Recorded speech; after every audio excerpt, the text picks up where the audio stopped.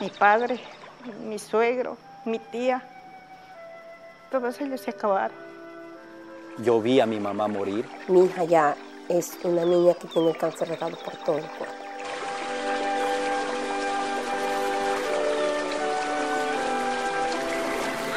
Muere también mi prima, que muere ya comprobado con el cáncer en el útero.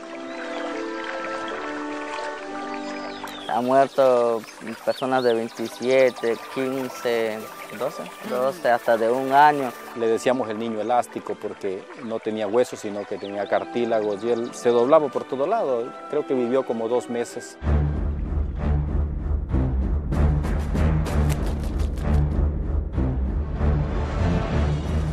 Pues yo me enfermé con este problema que tengo en mi cuerpo, en mi piel e internamente, por tomar, beber, cocinar, bañarme con el agua directamente del río Napo.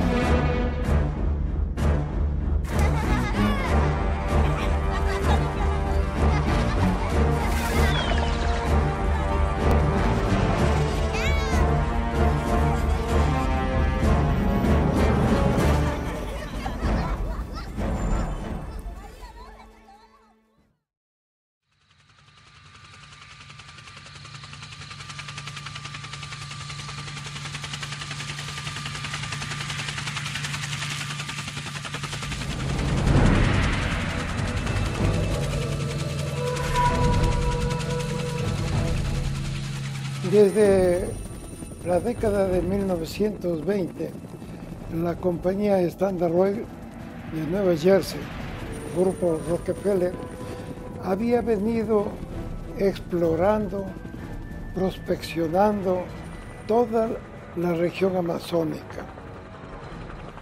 Ellos, hacia 1925, tenían un pleno conocimiento de que el petróleo brotaba por todas partes, y esto sin necesidad de perforar, debido a las emanaciones y a las afloraciones superficiales que estaban tanto en tierra como en las orillas de los ríos, en las lagunas de la región amazónica. Por donde iban, encontraban petróleo. Ellos llegaron allá a una mina de oro, como se suele decir aquí en Ecuador. O sea, ellos llegaron a una zona donde había mucho petróleo y muy buena calidad de petróleo. Por lo tanto, ganaron mucho dinero. En condiciones de privilegios absolutos, 40 años de derecho a explotación prorrogables en 10 años más, derechos superficiarios de impuestos a la renta y más que no representaban ni siquiera un 5% del valor de los hidrocarburos que iban a extraer. Libertad absoluta de comercialización, libertad absoluta para manejar los dineros provenientes de la exportación petrolera. Es decir, era un colonialismo petrolero que ya había vivido América Latina, en México, en Venezuela, y que se implantaba en el Ecuador a través de la compañía Texaco.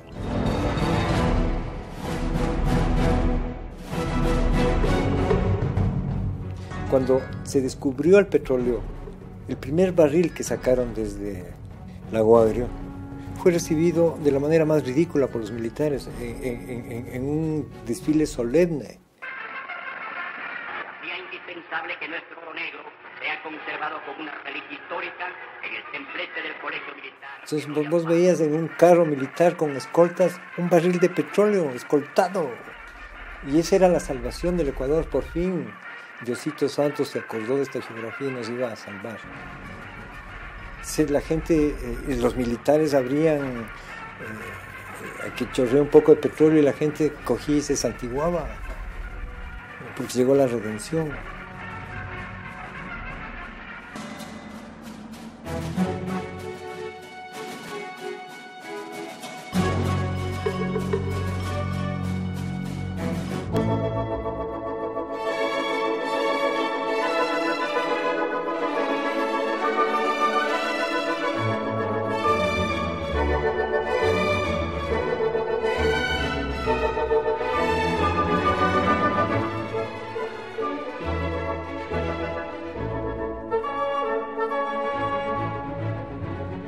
este país, la actividad petrolera cuando empezó con la idea de que era lo que nos iba a sacar de la pobreza y que se realizaba en tierras baldías, que se realizaba en zonas en donde no había nadie. En general la sociedad no se problematizaba sobre qué es lo que iba a pasar en el lugar, sino que solamente se pensaba que esta era la gran oportunidad del país. La Amazonía ecuatoriana siempre fue un sector marginal de la vida del Ecuador. Ha vivido una historia muy trágica, a tal punto que un presidente de la República llamado Galo Plaza Lazo llegó a decir que el Oriente es un mito y que no tenemos que preocuparnos tanto de esa región del Ecuador porque allá viven pues, un poco de indios, salvajes, etcétera, etcétera.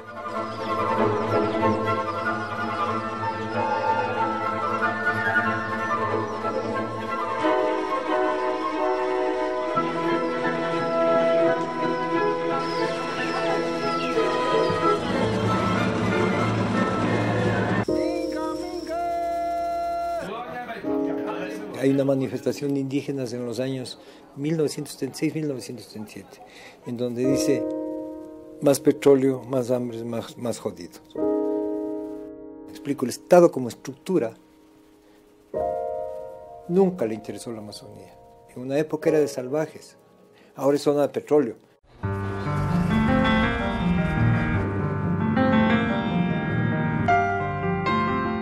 Y a raíz de la explotación petrolera, llegaron luego los colonos o los mestizos a finales de los 60 e inicio de 1970. Y estos colonos se fueron posicionándose en esos territorios, aprovechando las carreteras que la compañía Texaco construía para perforar los pozos y para construir la instalación petrolera.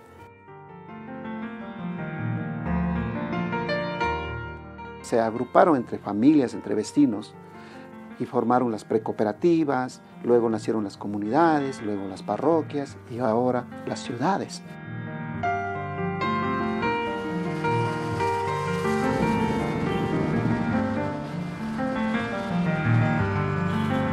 Por lo que es hoy Lago Agrio, Chuchufindi y otros pueblos que están alrededor de estas grandes ciudades, Joya de los Hachas también, esos territorios eran territorios ancestrales de los pueblos originarios, como los Ay, o más conocido Cofanes, los Siecopay, Sionas, más al sur los Huaorani. Ellos eran los legítimos dueños de sus territorios.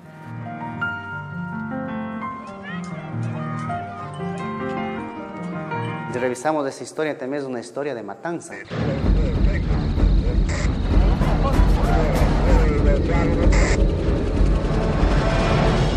Entraba la compañía, adelante la compañía iba el ejército, y el ejército iba matando, porque supuestamente eran salvajes. Nadie dijo nada, desaparecieron pueblos, los azahuaris y los tetetes fueron víctimas de la explotación petrolera.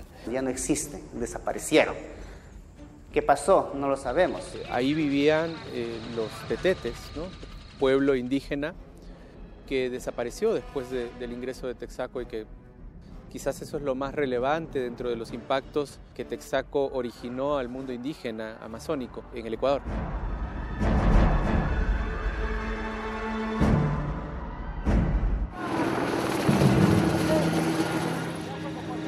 Texaco entró por el norte, la Amazonía norte del país, comenzó a avanzar hacia el sur. Nunca les pidieron permiso. Que en general la tendencia de los indígenas era cruzar el río e irse más adentro. A tal punto que fueron expulsados de su propia casa y hoy viven a las orillas de los ríos, en territorios delimitados, en territorios muy reducidos. Eso es terrible, porque su territorio es su casa. Sin territorio, un pueblo originario deja de ser pueblo originario y deja de ser un pueblo culturalmente ancestral. Eso es sumamente grave.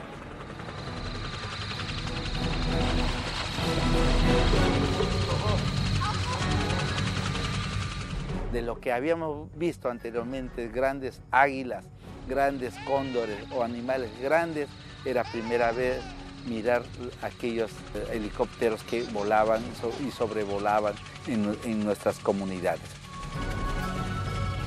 Entonces le digo, ¿y cómo les pusieron el nombre ese al helicóptero, por ejemplo, ¿no? ¿Cómo sabían que se llamaba helicóptero?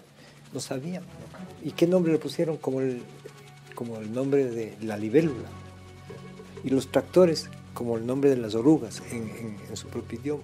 Imagínese de lo que ocurrió esos momentos y comparando de lo que era algo extraño, divertido mirar cosas extrañas, pero escuchar algo sonido raro que venía tras de aquellos sonidos.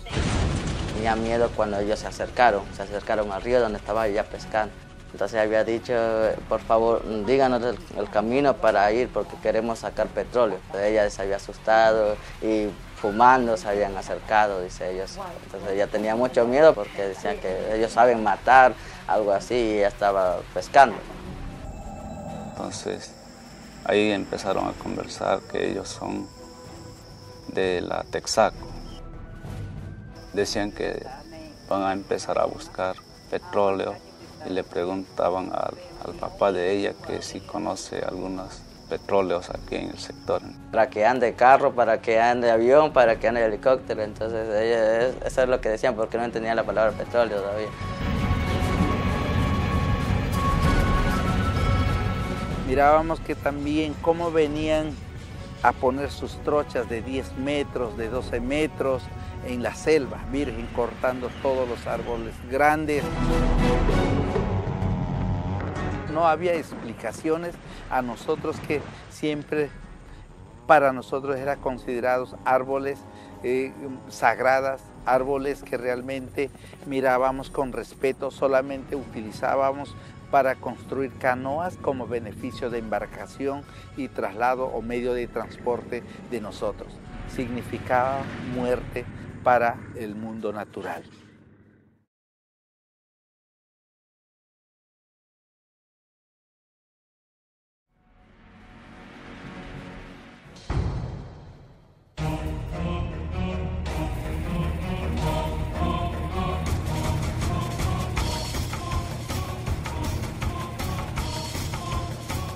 El día de hoy vamos a poder evidenciar muchísimas cosas importantes en cuanto a falta de prevención de la contaminación ambiental y la no remediación de estos sitios. Entonces, acompáñenos.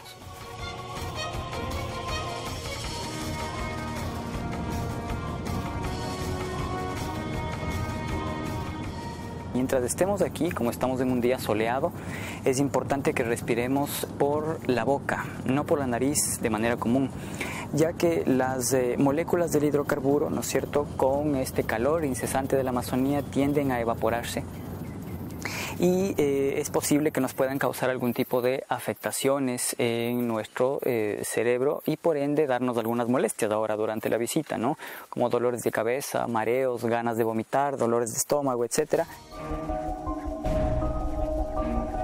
Nos encontramos en el Pozo Aguarico 4, en donde nosotros podemos encontrar 3 piscinas que fueron creadas en su momento por Texaco en 1974 a 1986.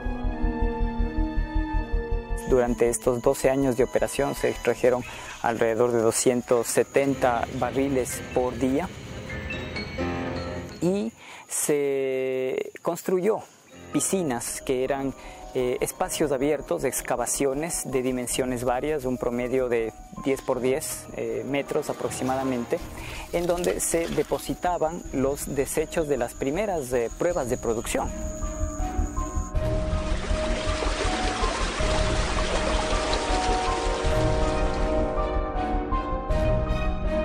Aquí ustedes pueden verificar unos huecos, unos orificios en donde ya los afloramientos de crudo están presentes.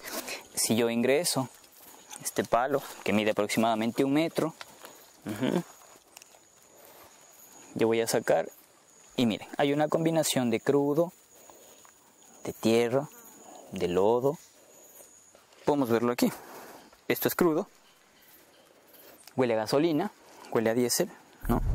Y es algo increíble que después de 20, 30 años de la presencia de Texaco aún se pueda registrar este tipo de acontecimientos. la empresa pública estatal Petroecuador y actualmente la empresa pública estatal Petroamazonas no ha tenido ningún tipo de intervención hidrocarburífera de extracción en estos sitios. Como lo vemos, la plataforma y las piscinas son tal cual como las dejó Texaco. Yo vi todo eso. Yo caminé sobre el crudo regado por Chevron en la Amazonía ecuatoriana. Yo estuve trabajando en la empresa incluso 2 años en la que yo vi cómo se hacía todo el desastre, cómo nunca se reparaba y cómo se humillaba a la gente del campo y a los indígenas también.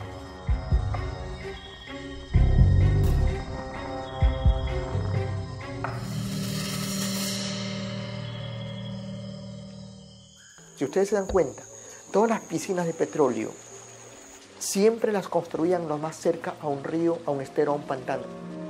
Y además, para completar el sistema tan perverso y criminal, ponían una tubería que botaba el agua directamente hacia el río. Eso es en todo el sitio presente en Texaco. No es un accidente.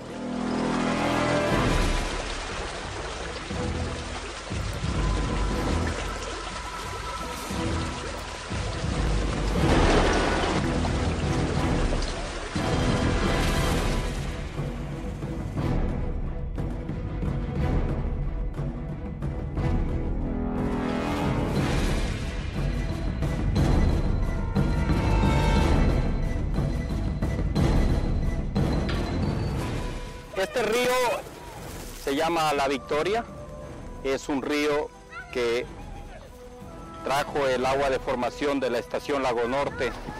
Millones de galones de agua de formación que fueron arrojados de la estación hasta el año de 1986.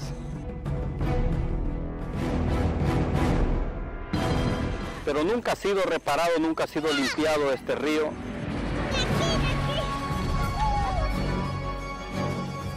El impacto en la salud, realmente se presume que esto es el causante de las muchas enfermedades desconocidas que se dan acá, entre ellas el cáncer y otras.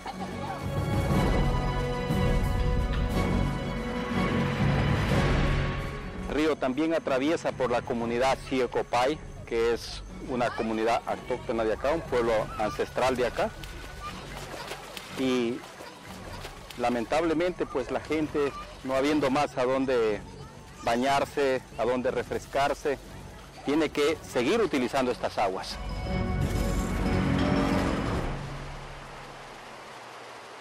Todas esas aguas saladas, millones de barriles, van a parar a la Amazonía y van a parar a todo el ecosistema.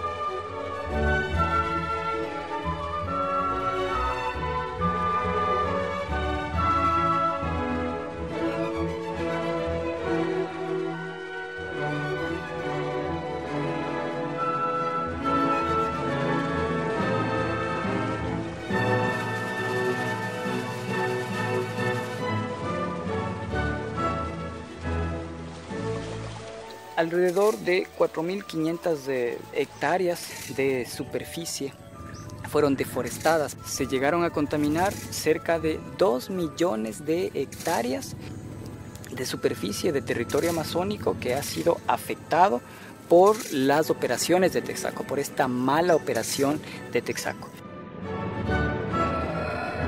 Se llegaron a producir cerca de 80.000 toneladas métricas de sustancias contaminantes al ambiente amazónico de nuestro país, causando una grave afectación al ecosistema, a flora, a fauna, a ríos, a sedimentos, a suelo, a la atmósfera y, claro, por ende, a lo más importante, a la gente del oriente ecuatoriano.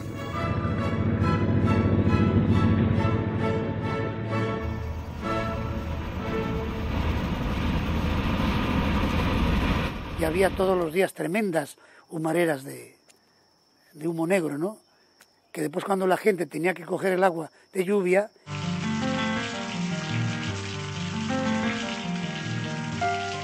el primer golpe de agua venía negro, venía con la carbonilla. Eso lo lavaba y ya cogían el segundo golpe de agua, ¿no?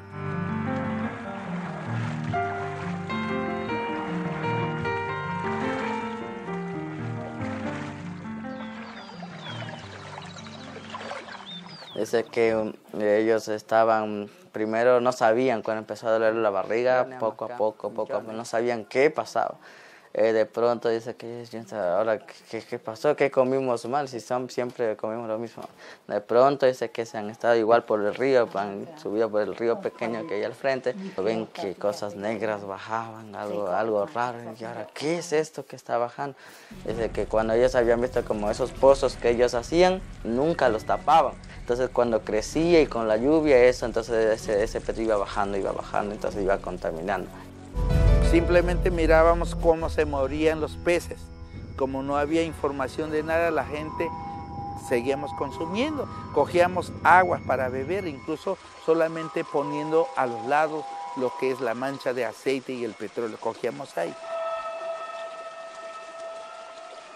Agua totalmente contaminada con diferentes niveles de plomos y los peces contaminados con plomos y que nosotros comemos y nosotros también adquirimos esos plomos.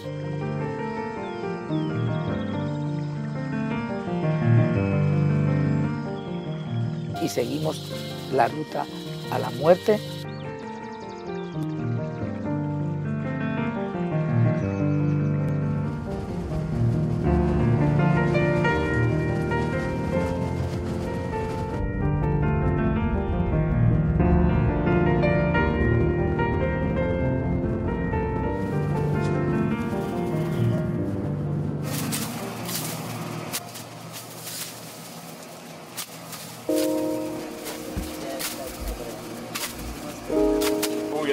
Ya.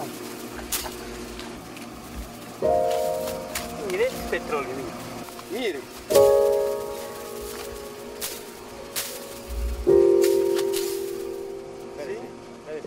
De eso se enfermaban, le digo, nuestros animales. Veíamos cómo nuestras gallinas se morían por partes. Comenzaban a pudrirse la cadera, las alas o los puercos mismos. Se podrían algunas extremidades.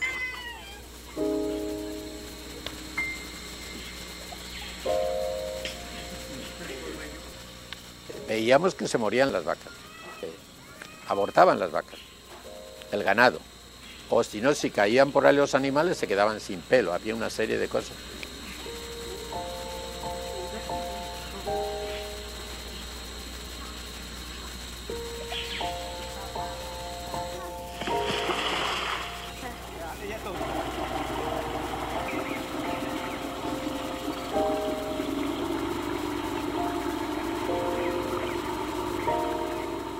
Con gran pesar e indignación constatamos cómo la piscina seguía vertiendo crudo al estero. Al día siguiente presenciamos la limpieza de una piscina en el pozo Shuara 1. Esta limpieza aparentemente tenía una mayor tecnología. Aquí, ayudándose de enormes troncos, los colonos acumulaban el crudo en un rincón de la piscina. Y de allí paleaban el oro negro hacia una fosa de donde sería aspirado por un camión que lo transportaría a un lugar seguro. Intrigados por conocer el destino de este crudo, seguimos al vehículo y nuestros ojos no podían creer lo que veíamos. El crudo simplemente se depositaba en otra piscina más grande ubicada en el pozo Shuara 9, piscina que tiene exactamente las mismas características que las anteriores. Y por lo tanto su estero cercano ya no tiene agua sino crudo. En este mismo pozo constatamos otros resultados de la limpieza que se está realizando. Aquí se han tapado un par de piscinas con tierra, pero el crudo está brotando nuevamente. Dejaron cerca de 1000 fosas llenas de desechos tóxicos. Entonces estas piscinas eran remediadas de esa forma, ¿no? Antitécnica y bajo ningún concepto ni criterio técnico aceptado a nivel mundial, solamente tapaban la evidencia.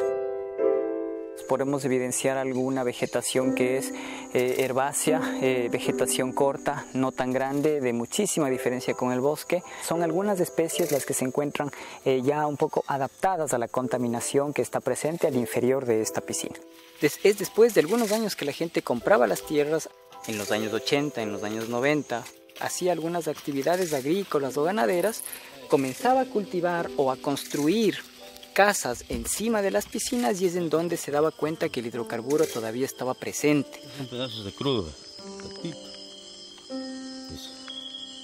y con el sol, cuando hace temperatura, entonces comienza a brotar este aceite hacia arriba. Esta es la piscina del pozo Chuchupindi 61. Este pozo es perforado en 1975 y desde ahí está esta piscina con este petróleo aquí. Ellos, en la misma época, ya estuvieron explotando petróleo en Texas. Y allá sí tomaban precauciones, por ejemplo, para no vertir agua tóxica a los ríos y esteros, para no perforar las piscinas o fosas en donde depositaban los desechos tóxicos. Allá en Texas lo hacían, pero le ponían revestimiento para evitar la filtración al subsuelo. Acá no lo hicieron. Construir ese tipo de infraestructura hubiese minimizado el impacto petrolero, pero significaba invertir más. Pero como estaban sedientos de plata, entonces no hicieron esto y dejaron ahí todos esos elementos tóxicos que están afectando a 30.000 ecuatorianos, entre ellos 5 pueblos originarios, que somos los que estamos llevando hoy esta lucha. Y Ronald, ¿y sobre qué estás parado? Sobre una capa de petróleo que tiene más o menos unos 30 o 40 centímetros. El tejido de las raíces de los montes hace como una red y no se rompe, entonces permite que yo me pueda parar sobre ello. Mira. Yo porque tengo el pie plano, pero si en cambio cae una res, e incluso aquí han muerto reses, no solo reses, caballos, chanchos, perros, son 25.000 cabezas de ganado que han muerto en todas estas 1.000 piscinas que Texaco ha construido. Ha desaparecido el martín pescador, ha desaparecido todos los que pescan, ha desaparecido los loros, ha desaparecido casi toda la fauna relacionada con el agua del río y ya no hay casi pescado. Muchos ecologistas le han denominado el Chernobyl amazónico. El desastre más grande que haya causado la industria petrolera a nivel del mundo, en toda su historia, hasta el día de hoy.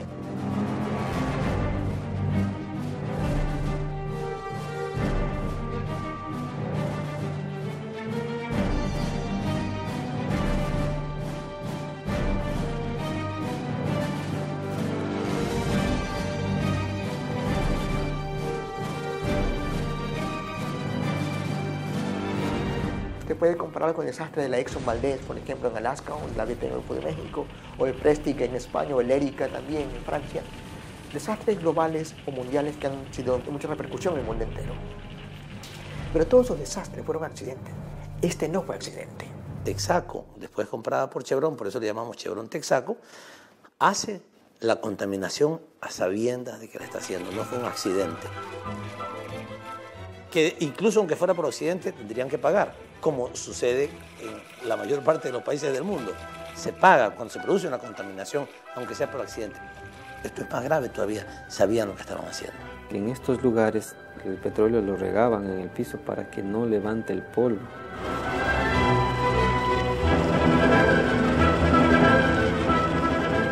Fue una operación sistemática diseñada por la empresa para incrementar su ganancia, bajando su inversión, y por la actitud racista de la empresa. Yo nací el 20 de noviembre de 1973, aproximadamente a unos 200 metros de aquí del Pozo Lago 2. Cada diciembre, en cada Navidad, nos daban un carrito de plástico, de esos de juguetes, a cambio de todo este daño que causaron acá. Y todo lo hicieron con el fin de ahorrarse dinero. Nosotros, para los gringos, valíamos mucho menos que la vida de un perro en Estados Unidos. Un carro de juguete en diciembre para que te quedes tranquilo todo un año y recibas toda esta pendejada.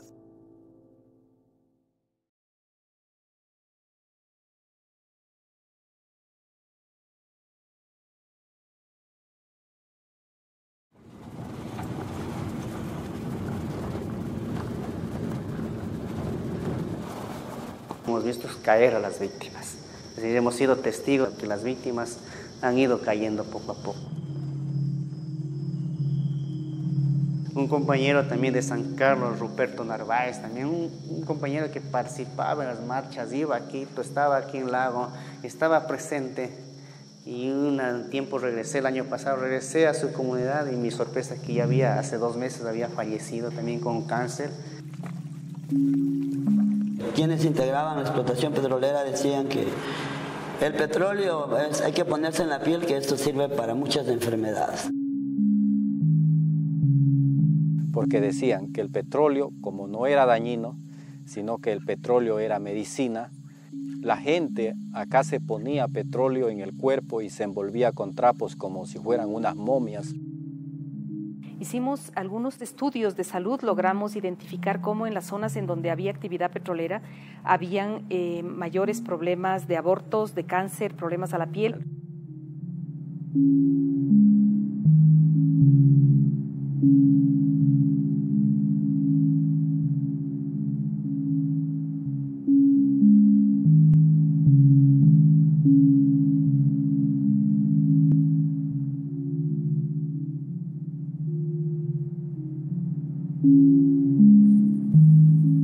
Nosotros estamos aquí desde el 2008, desde junio del 2008. Y aquí en este hospital desde el 24 de noviembre del 2010. En este tiempo hemos diagnosticado alrededor de unos 700 casos de cáncer. Vemos que es de alrededor del 5 o 6% en relación a la población, cuando normalmente debe ser de 1 a 1.5 o 2% de la población.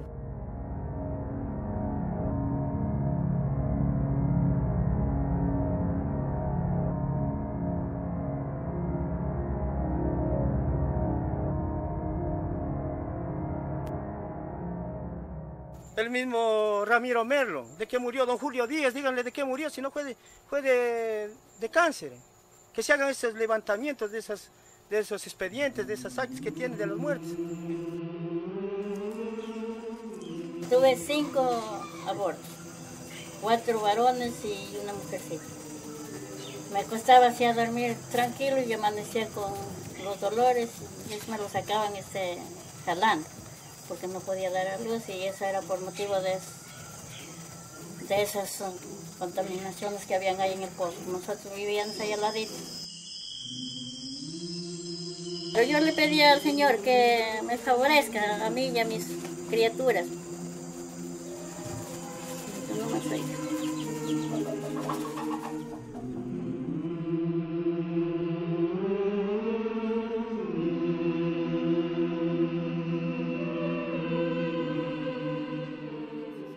Hay un estudio que se llama Yanakuri, el informe Yanakuri, en la que aparece toda esta complicación de las zonas afectadas por los derrames. Había una proporción de casos de cáncer infinitamente mayor que las no afectadas por la contaminación. Todo esto lo ha negado la petrolera, pero lo niega así, por negar, no con argumentos.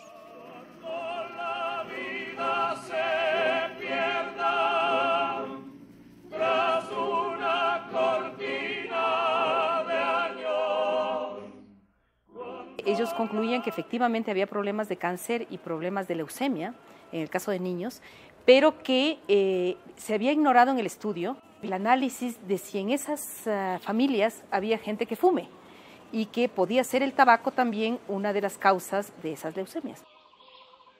La ciencia mercenaria usa mucho estos recursos.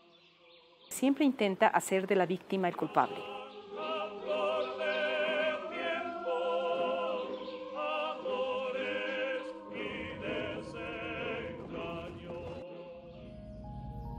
Realmente a esas personas no se les hizo un seguimiento desde cuando apareció su enfermedad, porque aquí no tenemos un hospital de especialidades, solo lo tenemos en Quito, Guayaquil y Cuenca, en donde esas personas van cuando ya la última etapa avanzado, ya no tienen nada que hacer, ya ni las quimioterapias, ni las radioterapias, cuando es un cáncer por tumores, ni siquiera eso lo pueden ya sacar porque eso ya ha avanzado demasiado grande, ya no se puede ni siquiera operar.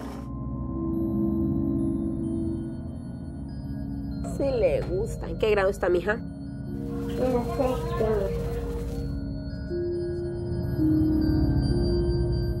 La enfermedad de mi hija ataca piel, órganos, huesos, todo. Absolutamente todo.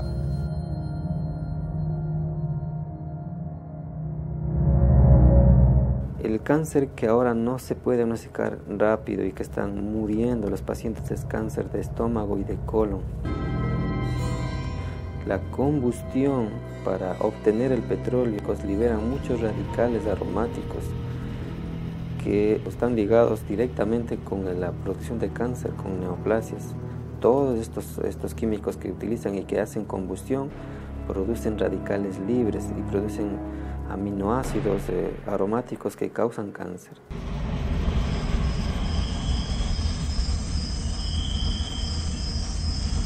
¿Cuál es tu nombre? Donald Moncayo. ¿Qué haces tú aquí? ¿Aquí? Sí. En este momento acompañando. ¿Qué es esto? Bueno, este es un mechero, ¿no? De los que usaba la Texaco en su época. Uno de los que aún todavía existen, como se ve, este que está parado, este que está aquí en el suelo, donde se quemaba el gas. Pero no puedes decir científicamente aquí está la prueba, porque eso significa que el Estado invierte recursos en un centro de investigación oncológica in situ. Eso me lo dijeron a mí cuando hice la película hace 7 años. Por un lado, es importante hacer y profundizar el estudio científico. Pero por otro lado, basta hacer un sondeo, hablar con los afectados, con los familiares o visitar los cementerios y ahí está la prueba más fehaciente del crimen que cometió la compañía Texaco. Han pasado 7 años, los niños que tenían leucemia seguramente fallecieron o se curaron o siguen con leucemia.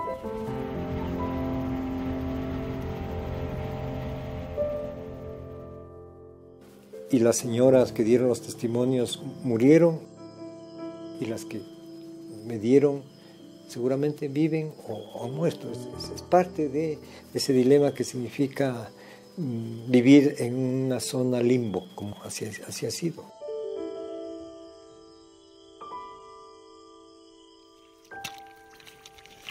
Ve, ¿cómo está? La Texaco tiene que probar que esos derrames no son los que provocaron el cáncer, no es al revés. La enfermedad de mi niña empezó desde los 2 meses de nacida. ¿Sabes nadar? No. Entonces, ¿qué haces en el río? Solo me mojo. Mi hija queda inválida de por vida.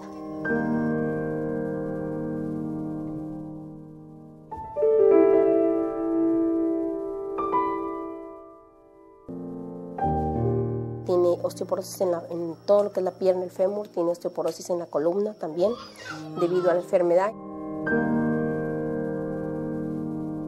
Es diabética insípida. Probabilidades de salir adelante ya no tiene. Simplemente estamos colocándole lo último, lo que más se puede en quimioterapia, pero el cuerpo no responde de ella.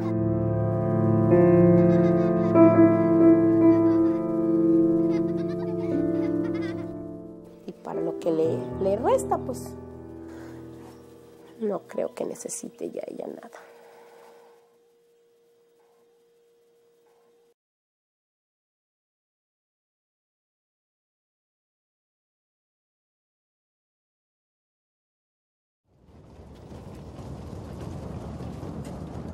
Hay otros impactos de Texaco en las comunidades, en las culturas originarias.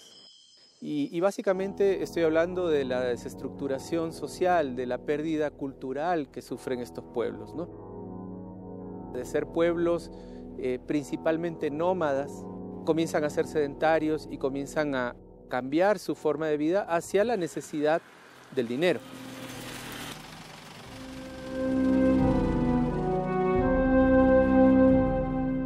Salir al río a pescar y traer al bagre y al pescado a la mesa para el consumo de la familia. Eso hoy ya no existe. ya no son economías de autosustento, ahora son economías que necesitan del dinero. Hay unos valores tan hermosos en esta cultura que daría pena el que se pierdan. Que también es parte de un ejercicio de contaminación, llamémoslo así.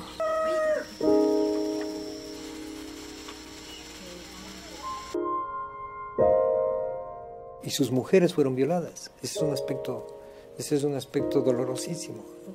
Fueron prostituidas por la gente de Texaco. Y no podían quejarse, no podían decir porque no tenían el idioma, no sabían el español, y tampoco había a quien quejarse.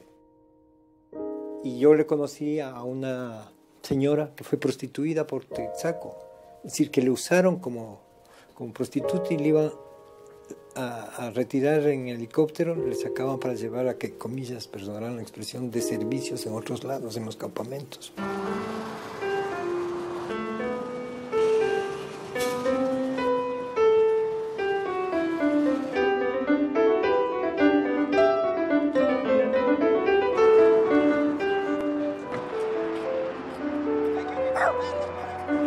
Lamentablemente el pueblo ecuatoriano en su totalidad no conocía lo que había sucedido en la Amazonía con la participación de la Texaco y Cebrón. Nosotros no nos enteramos, nosotros como país no nos enteramos de todo el impacto que estaba ocurriendo en el día a día de la instalación petrolera, sino cuando este ya había ocurrido. Ese fue el más penoso momento en que en el Ecuador, en los años 60 para acá, nunca existió donde conversar del asunto de los derechos ambientales, de los derechos de los pueblos indígenas, de los nadies. Entonces nuestro sufrimiento era en el silencio, en un momento en que nadie podía escuchar ni a dónde ir a demandar o decir algo lo que está pasando. Ellos estaban enfrentados solos a uno de los poderes más grandes del universo posiblemente.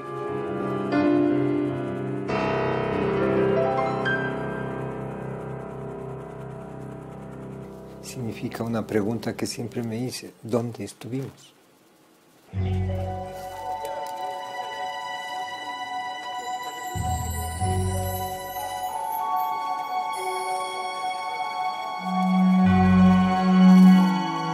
Realmente yo pienso que hubo un ocultamiento de la verdad de lo que pasaba en la Amazonía, ¿no? Los gobiernos eran cómplices también de eso.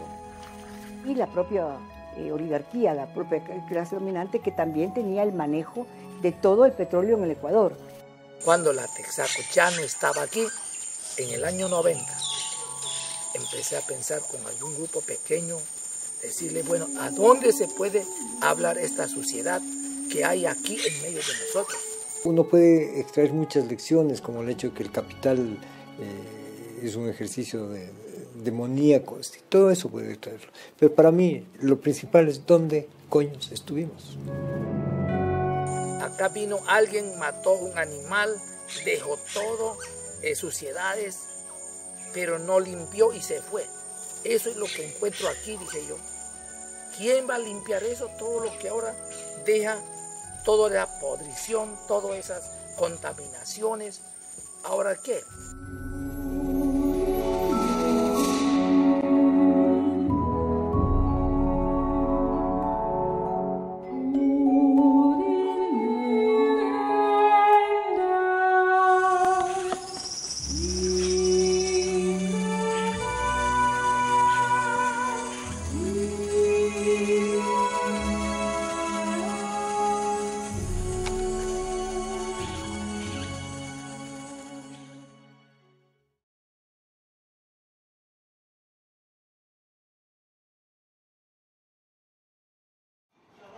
Duro y fuerte, compañeros.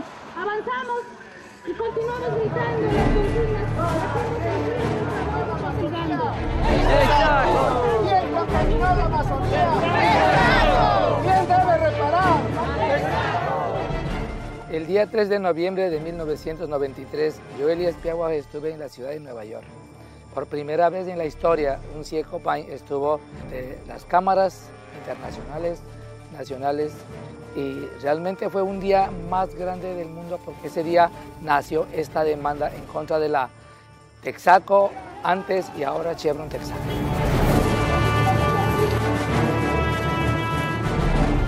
Plantear una acción legal, un juicio en contra en ese tiempo de Texaco, plantearla en Ecuador era empezar perdiendo, porque evidentemente Texaco tenía mucho más poder que el gobierno y podía incidir hasta doblegar a cualquier gobierno ecuatoriano en ese caso para hacer que la justicia esté a favor de la empresa.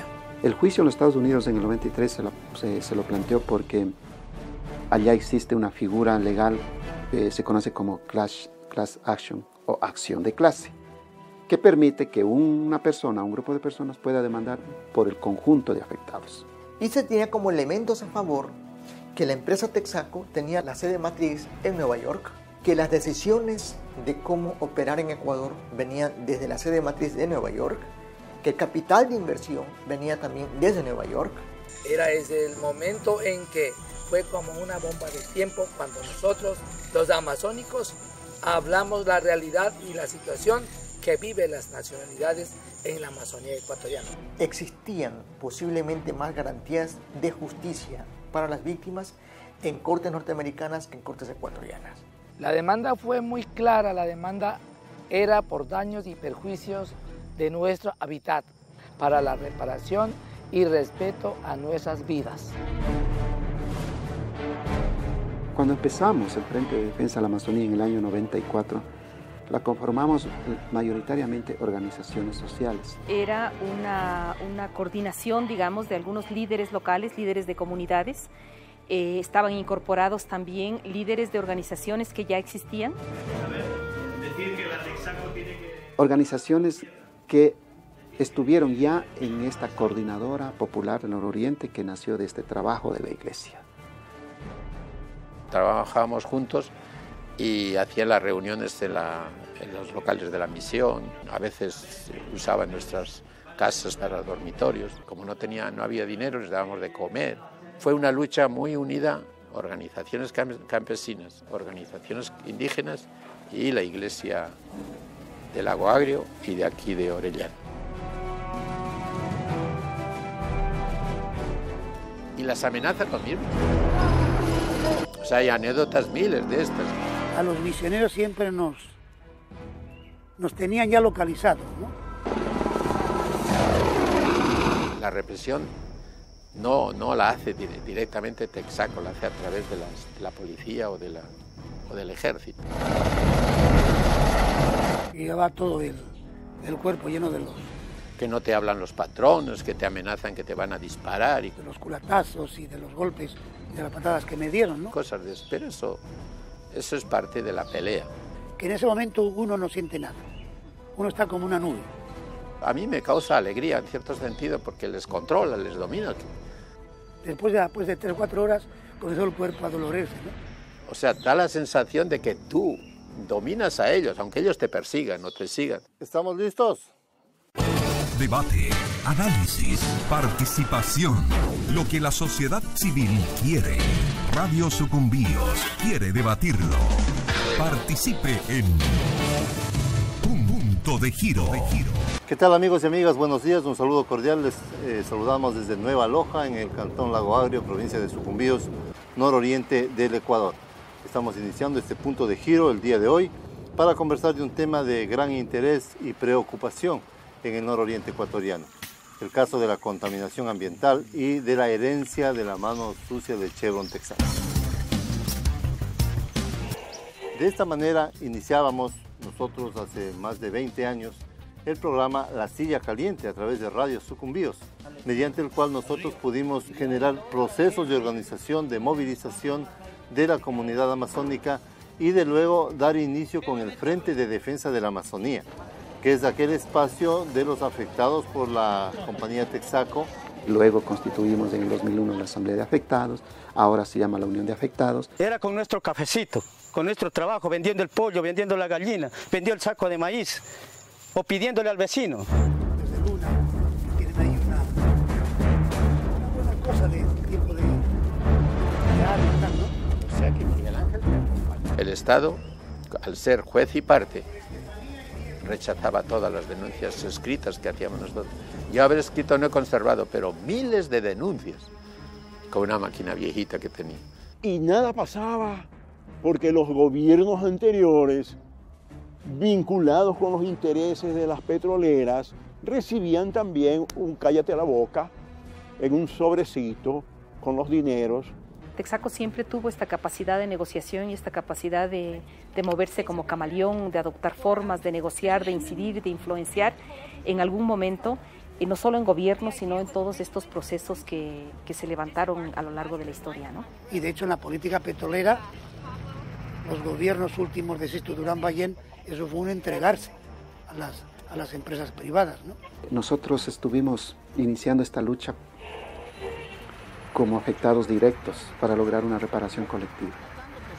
Y por otro lado nos estaban tratando de apuñalarnos por la espalda.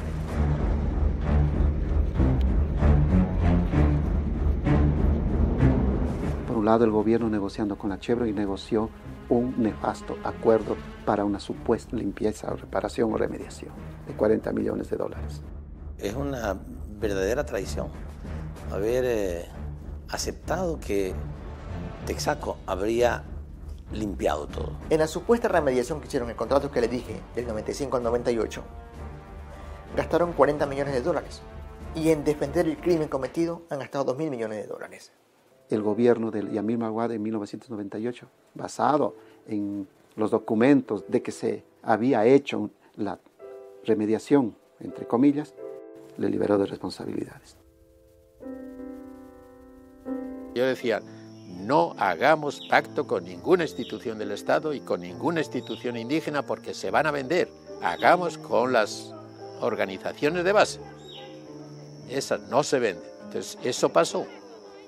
Repartieron un millón a todas las federaciones y municipios y al Estado, lo suyo, más de 1 millón me imagino, y se firmó el acta en la cual todos estaban de acuerdo que había habido tal remediación. Entonces, realmente con eso como que ellos quedaron libres, ¿no? Eso es lo que querían, pero no lo lograron.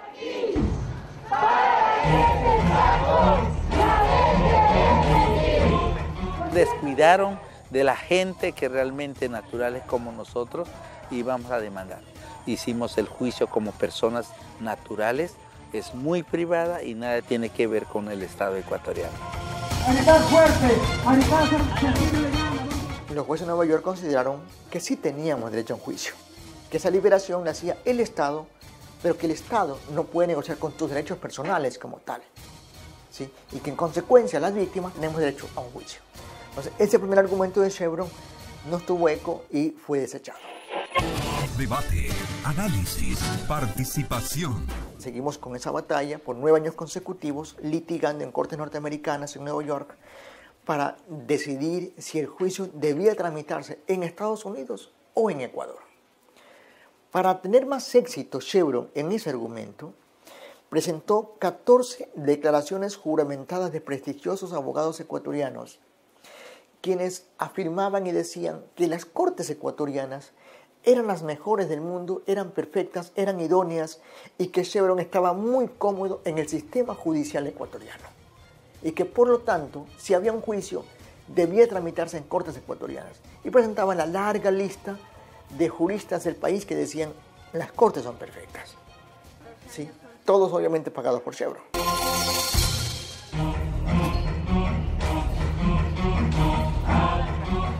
Es más, en el año 99, el 21 de enero del 99 exactamente, Chevron presenta un escrito a la Corte de Nueva York en la que dice: me comprometo a someterme a la justicia ecuatoriana y a respetar lo que resuelva la justicia ecuatoriana. Se compromete por escrito. Con esa prueba, más el compromiso que hizo Chevron por escrito ante la Corte de Nueva York, es que los jueces de Nueva York decidieron, ya en agosto del 2002, que Chevron se someta a la justicia ecuatoriana y que el juicio esté tramitado en las Cortes de Ecuador. Y la Chevron creyó que aquí era fácil comprarse a los jueces, porque ya había comprado antes a gobiernos enteros. Y cometió un error de cálculo.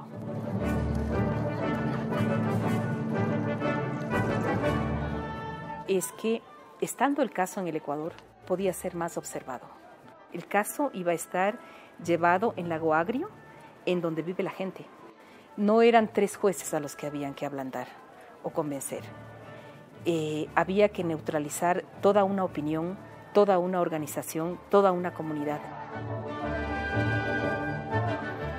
El juicio fue presentado aquí en el Ecuador, en la Corte Provincial de Nueva Loja, el 7 de mayo del 2003. Teníamos una suerte de expectativa, una suerte de desconfianza, una suerte de casi de aventura. Pero sorprendentemente, cuando empezamos el juicio en Ecuador, el primer argumento que puso Chevron fue decir que las Cortes de Ecuador no eran competentes para este juicio. Entonces ahí uno se pregunta, ¿cómo es posible que pasen 9 años diciéndome que las Cortes de Estados Unidos no son competentes, que el juicio vaya a Ecuador, ganan esa batalla, venimos a Ecuador y me dicen, estas Cortes no son competentes? ¿Dónde quiere ser juzgado Chevron? La verdad es que en ninguna parte. Querían ellos que el crimen que han cometido quede en la eterna y completa impunidad. Ese era el objetivo de Chevron.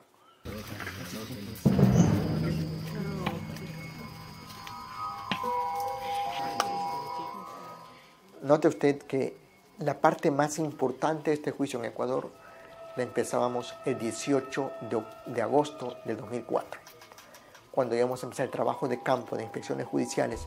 En todo el trabajo de campo, yo estaba muy activo en todo ese trabajo, para demostrar si hay o no contaminación y si Chevron es o no responsable. 18 de agosto del 2004. Mi hermano es asesinado salvajemente el 9 de agosto del 2004.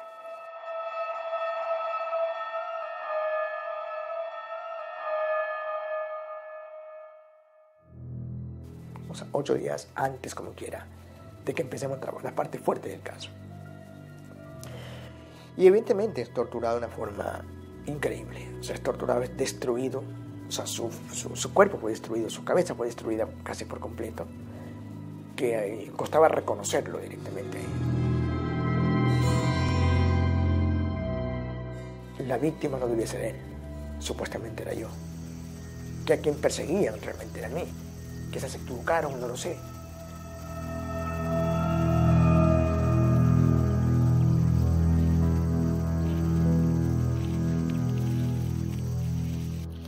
Mira, aquí verá. Mire, ve. Esto, mire. Mire, esto. ¿Es petróleo? Sí, esto. Entonces, mire que aparentemente se pudiera ver que es tierra, porque está cubierto con las hojas. No me puedo, vuelta me salió aquí.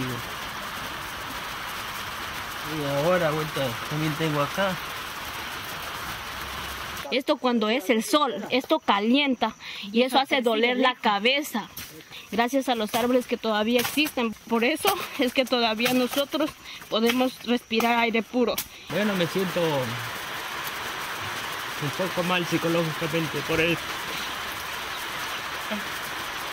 Ya que no tengo vergüenza de irme a bañar a un río así. Y aún así quieren las petroleras seguir viniendo a deforestar la selva para matarnos. Y eso no vamos a permitir. Aquí se me cayeron una vaca, a mí se me va probando técnica y científicamente todos los elementos del daño ambiental estrictamente hablando y las consecuencias colaterales que se producen por el daño ambiental. Cuando se prueba todo eso, Chevron empieza a preocuparse. Y lo que hacen ellos es ir buscando mecanismos ya de, paralelamente, cómo demorar el juicio y segundo, cómo presionar al gobierno ecuatoriano para que se ponga a su servicio también. No se me quede desde la historia dispara. Felizmente en eso toma el poder Rafael Correa y Alianza País y se compagina la denuncia. La Texaco primero y la Chevron después tenían el hábito de sobornar gente, de comprar autoridades y de ocultar la verdad de lo que estaba sucediendo. Desde que presentamos la demanda han desfilado 8 gobiernos de Ecuador. 8. Los 7 primeros como dije antes, compartían la mesa con Chevron, y a veces una forma de sátira, broma y todo, decimos, o cariñosamente compartían la cama con Chevron también, ¿sí? Pero, ¿qué quiero decir con todo eso? El gobierno de Correa rompió esa tradición, rompió ese esquema que tenían los distintos gobiernos de nexo con la empresa. Y empezaron a acusar al gobierno de que era el responsable prácticamente, y no solamente eso, sino que el gobierno era el que tenía que pagar ese reparo económico. Entonces realmente, sí, el gobierno tuvo que actuar. Este pozo, esta piscina, nunca ha sido operada por Petroecuador, porque ahora Texaco no niega el daño ambiental, pero dice que fue Petroecuador, por favor. Que el mundo se entere de esto. ¿Cuántas veces mayor que Exxon Valdez? 30 veces mayor el daño. Pero Exxon Valdez fue en los Estados Unidos. Entonces no importa eso, por favor.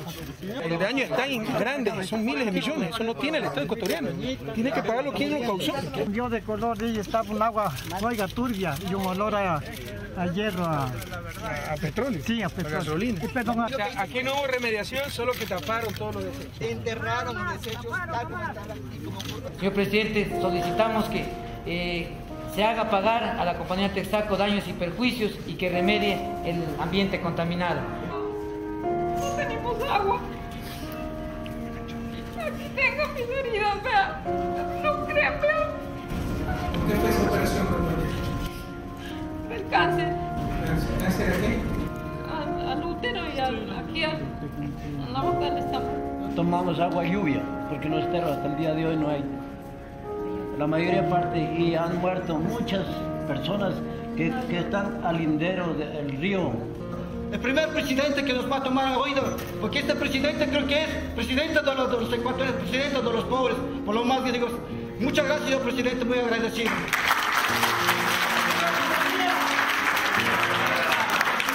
Con el nuevo gobierno del presidente Correa se pusieron en marcha una serie de mecanismos que de alguna manera hicieron que la justicia tomara ese asunto en sus manos y la demanda de las comunidades originarias ya no pudiera ser desestimada o desoída. Aproximadamente 200 piscinas de todo lo que hizo Texaco fueron derrunadas antes del año 90. En noviembre del 2007, Chevron nos invita a Estados Unidos, a Washington, para intentar llegar a un acuerdo extrajudicial, ver esas posibilidades. Después de 2 días de discusiones y de decirles muchas cosas frente a frente, Chevron dice, con sus abogados de Jones Day, el problema en Ecuador es el presidente Correa. Los gobiernos anteriores y el presidente Gutiérrez, que fue antes que Correa, nos dijo, regresen a invertir en Ecuador y yo les arreglo este caso en 3 meses. El presidente Correa lo único que hizo fue escuchar cuando llegó al gobierno a los pobladores que le dijeron que tenían ese juicio y que querían el apoyo del Estado ecuatoriano. El presidente, como jefe del gobierno central, no podía involucrarse y no se involucró nunca en el juicio. Hubo el desastre en ADP, en el Golfo de México. ¿Qué hizo el presidente Obama? ¿No fue el desastre acaso? ¿Y no pidió el trasero del gerente de la ADP para pateárselo por el desastre? Alguien dijo, ¿está interfiriendo en la justicia? ¿Sí? No, todo el mundo, qué bien, aplaudiendo, qué buen gobierno, así tiene que ser. ¿Por qué lo que hace Obama está bien y lo que hace Correa está mal? Cosas ocultas por Texaco. Por la experiencia que hemos tenido, de toda la historia de los 20 años de batalla, de lucha, es lo más decente que tenemos.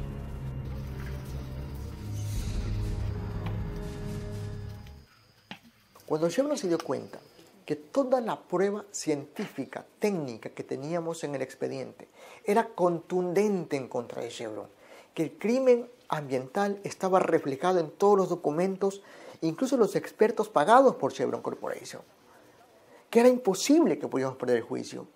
Chevron lo que hace es, como dije antes, aparte de atacar al Estado ecuatoriano, es empezar a atacar a las propias víctimas, a los abogados que estamos en esta causa y a buscar forma de destruir el juicio. Una terrible contrademanda de Chevron a decir que somos criminales y extorsionadores, de que estamos involucrados a robar los capitales de ellos. Empieza una campaña judicial y mediática en Estados Unidos en contra nuestra, del abogado Steven Donson y mi persona principalmente, ¿sí? Bajo la figura de que nosotros nos hemos asociado ilícitamente con los campesinos, con los indígenas, abogados y expertos para extorsionar a la empresa. Nosotros no estamos buscando riqueza, lo que estamos buscando es que esa riqueza que hemos perdido, la riqueza natural, por lo menos sean reparado. Queremos más bien justicia.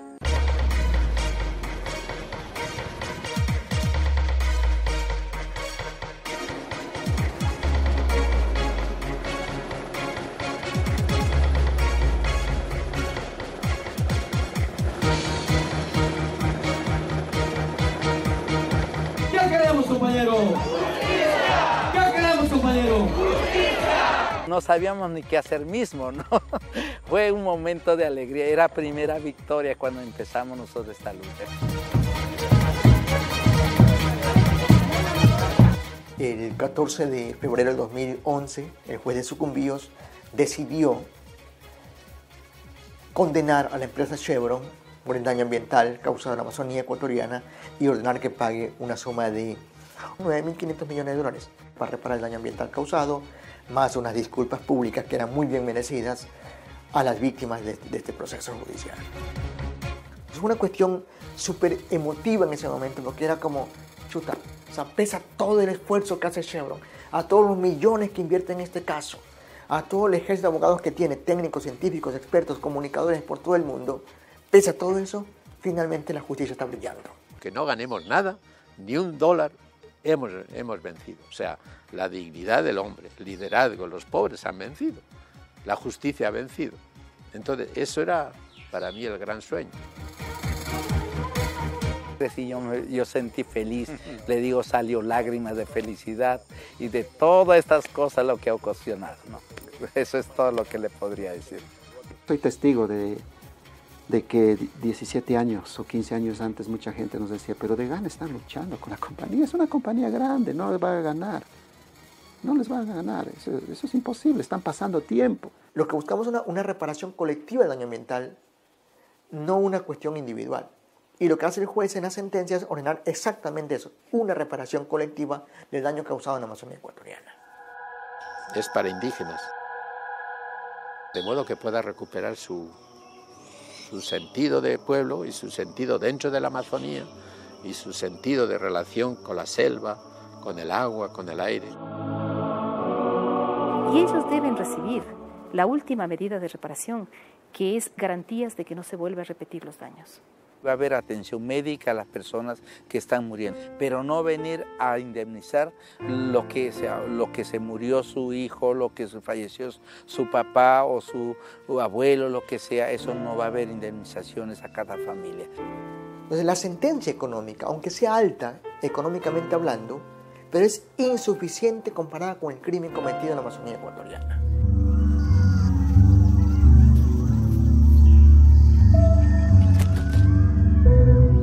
Ya no sirve de nada que nos den dinero y después ya la gente ya se ha muerto, se va a morir. La plata puede que venga, nos puede servir para tal vez aguantar un tiempo más, pero después ya igual el futuro ya está ahí, no sé, no sabemos qué será de nosotros a futuro, de nuestros hijos, de nuestros nietos. Ya hicieron lo malo, entonces ahorita, ¿qué vamos a hacer? Note usted que Chevron tiene una inversión en Canadá de más o menos 15.000 millones de dólares. O sea, si tenemos éxito en Canadá, podríamos cobrar casi la total de sentencia en ese país. No lo van a cobrar. Yo sabía que no lo iban a cobrar. Bueno, y todo el mundo sabe, no lo van a cobrar jamás. Las naciones están oponiendo.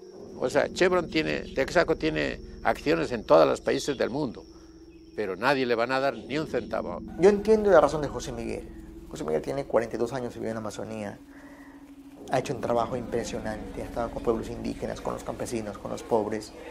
Conoce el poder de las empresas, porque lo ha vivido también en carne propia, todo el maltrato de muchas corporaciones. Pero yo estoy seguro, en este caso, en esa apreciación se equivoca. Argentina dijo que iba a devolver y luego dijeron que no. Y Canadá y todos no van a devolver porque no quieren ir en contra de la Texaco, que es una empresa de muchos millones que puede tumbar gobiernos y todo. Y yo discrepo en esa parte con el padre, con respeto que se merece, porque nosotros sabemos y estamos haciendo los esfuerzos para que eso no ocurra. yo lo digo con convicción absoluta. Si yo dudara un poquito de que Chevron no va a pagar, yo dejo este caso. Estoy dedicando mi vida entera a esta batalla. Y lo hago porque estoy convencido que Chevron tiene que pagar y va a pagar. Nosotros tenemos que también respetar tanto, así como respetamos el sistema judicial ecuatoriano, los sistemas judiciales de los otros países, y por supuesto que es muy posible que en algunos de estos países se reconozca, se respete al sistema judicial ecuatoriano y el proceso de ejecución pueda llevarse adelante. Se encontraron con un juez que llaman Lewis Kaplan, un juez con una actitud racista impresionante, una actitud arrogante impresionante, que hizo eco rápida y fácilmente de todo lo que le decía Chevron. Ese juez, en el 2011, emitió una orden que decía que prohibía a los demandantes de Ecuador que podamos ejecutar la sentencia en todo el mundo. Fíjese usted lo grave que es eso. Ningún juez norteamericano ni ningún país tiene jurisdicción universal. Él es juez del estado de Nueva York, no más. Allí en esa corte habían pasado cosas muy raras con este juez, que como todos sabemos, a la final llegamos a descubrir que es accionista de la Chevron. Y ya decimos por qué él actuaba de esa manera con nosotros, ¿no? El mundo entonces no tiene oreja, no tiene sentido, no tiene nada, para vacío, solo están en un momento de dinero y no las vidas humanas. Va a costarnos mucho más, quizás va a ser muchas cosas más de persecuciones, amenazas, quizás yo no esté para ese momento, pero tiene que pagar. Ninguna empresa, ni por muy grande del mundo que sea, puede vivir eternamente al margen de la ley como un prófugo de la justicia.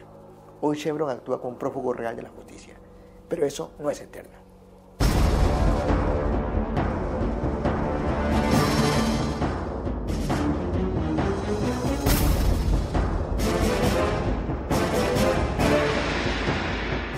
La campaña que hace el presidente Correa, la mano sucia de Chevron, no es una mera campaña propagandística.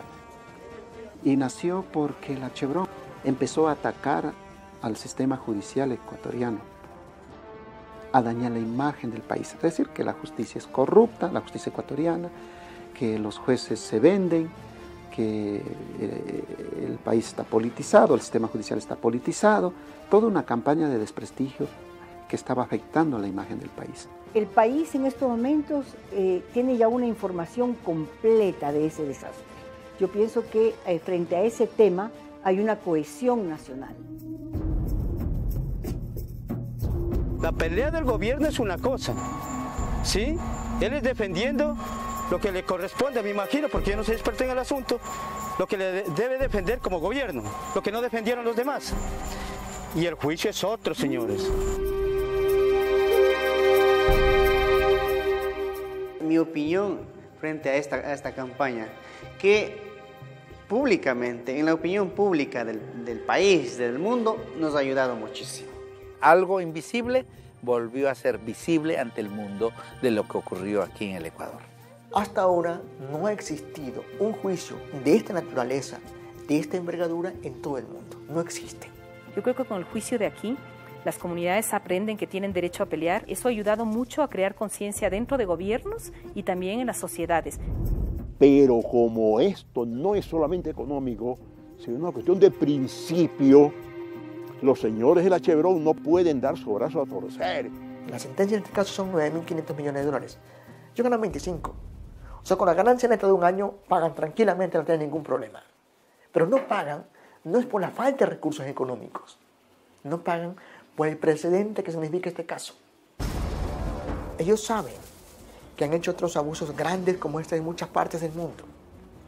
Que si finalmente tenemos éxito en este caso, esto abre las puertas para que haya otros casos en otras jurisdicciones también, y el sistema de impunidad corporativa se ve seriamente amenazado. El Ecuador ha estado trabajando de manera muy protagónica con el Consejo de Derechos Humanos de las Naciones Unidas en Ginebra para establecer un marco vinculante a nivel de las Naciones Unidas de las empresas transnacionales con respecto a los derechos humanos. Hasta ahora eso no existe. En la Corte Interamericana En la Corte Internacional de Justicia, en las Cortes Europeas, africanas, se puede juzgar a los estados, a los gobiernos, a personas, pero nunca se puede juzgar a corporaciones. ¿Por qué? Las corporaciones son parte de esa impunidad corporativa global. Son quienes gobiernan al mundo. Yo, en realidad, en contra de petróleo, nunca. Petróleo es un don de Dios. Muchas personas, muchos pueblos han considerado como la sangre de nuestros ancestros. Yo estoy en contra de prácticas, malas prácticas. Sobre todo la ambición y el dinero y la corrupción, eso es lo que no entra dentro. Pero yo no estoy en contra del petróleo. La verdad es que como al río Teteyé le echaban el agua de formación, y el agua de formación es altamente tóxica, es altamente venenosa. Ella tuvo contacto durante horas con el río, de eso se le inflamó la herida, de eso se llegó por la herida a ingresar esos químicos, esos venenos tóxicos al cuerpo y se envenenó y de eso falleció. Al otro día, 3 de la tarde, mi mamá murió y yo quedé de 13 años, esto fue en el año de 1987.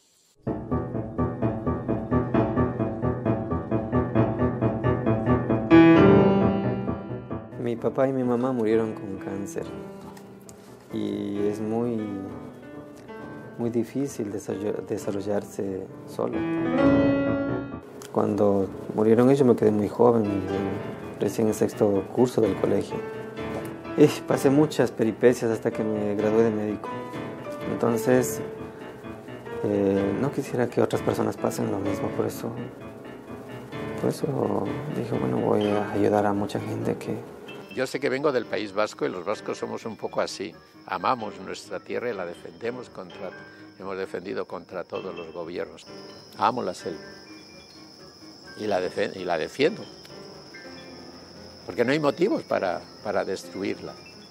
Llevamos un Quijote dentro, el que aspira a la justicia, el que no está de acuerdo con lo que hay, ¿no? Me ha costado mucho no solamente eso, sino que incluso mi familia. O sea, después de eso mi familia estaba muy amenazada. Tanto así que mi madre tuvo que irse a otro pueblo, Santo Domingo, por ejemplo. Mis hermanos también salir, mis hijos también salir de mi pueblo y irse a otro pueblo también. O sea, hubo una desintegración familiar por esa causa. Cuesta mucho todo eso. Pero al final uno dice también la convicción del fondo de por qué es lo que buscas tú prevalece también. Y la lucha no termina acá, la lucha sigue. Por el hombre pobre, por el pueblo indígena, por el nativo de esta tierra, por eso estoy. Si no, ya me habría ido. No tiene sentido. Y por mi Dios, o sea, por lo que yo creo en Jesús. Si no, no tiene sentido. Si no fuera por el hombre pobre, pisoteado, anulado, aniquilado, que no tiene representación. Porque la vida de niño que yo la tuve, yo no quiero que la tengan ningún otro niño más, y aún ahora que yo tengo mi hija que tiene 4 años, ya va a cumplir 4 años, 4 meses, tampoco padezca o viva esta vida que nosotros tuvimos.